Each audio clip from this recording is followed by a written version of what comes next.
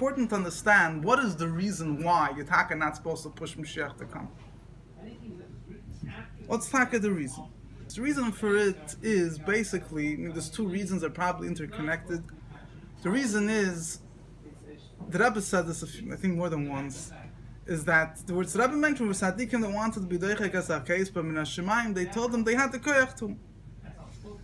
Min HaShemayim, they revealed to them that if they would be doichek as a case, if they would push Mashiach to come before its time, there would be certain sparks that would be lost. I think they say a story, forget, again, Chassidim used to be medayik, not to say a story unless it's 100% exact. I'm not so medayik in that, unfortunately, but just, don't quote me on the details. The point of the story was, I think, that Matla Chernobyl once said that we could bring Moshiach, but if Moshiach would come now, certain neshamas would be lost. So a certain big Rav was sitting there, so who cares about those neshamas? It's about time Moshiach should come, so there'll be certain neshamas that'll be forever lost, but who cares? So Matla Chernobyl turned to him and said, how do you know that you're not one of those neshamas?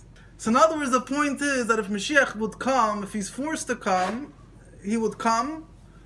It's a way of, similar to what we once discussed, and then he saw in the Kabbal of Achishan, and Mashiach comes before its time. But if it's not done properly, then in other words, if all you didn't do tshuva and so Mashiach could come today, right now, he's supposed to come a long time ago, that's another thing.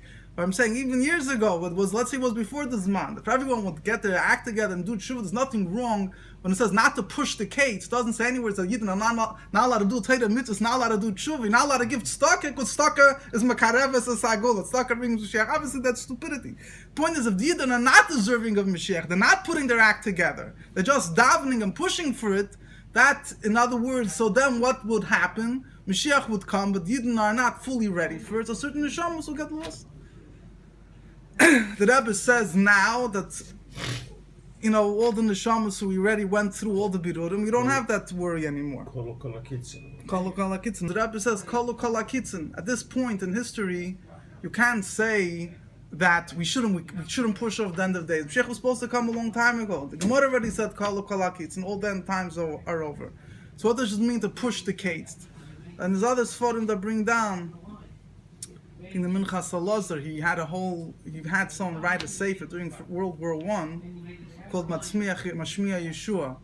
He writes the importance of davening for Mashiach to come. He says, when you see that now is the time of Mashiach's coming, see in the world there's different things happening, this whole thing of not to be doichek as haketz doesn't apply anymore. Doichek as haketz means that years ago, the world was going the way it was. Why puncture Mashiach come now? Because you want him to come now. Who says it's the time?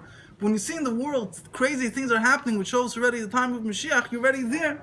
It's a moshel, whatever. It's someone, Stam Lubavitch, contemporary Lubavitcher made this up, but it's a good point. A woman that before she's in labor, you don't tell her to push that her baby should come out. When it comes the time to push, she has to push. So Shlo Yitchak was a case when it's before the time, you're not supposed to push it. When the time comes, Adarab, you're supposed to, now is the time, now you should daven for it. Yeah, now is the time to daven the tshuva.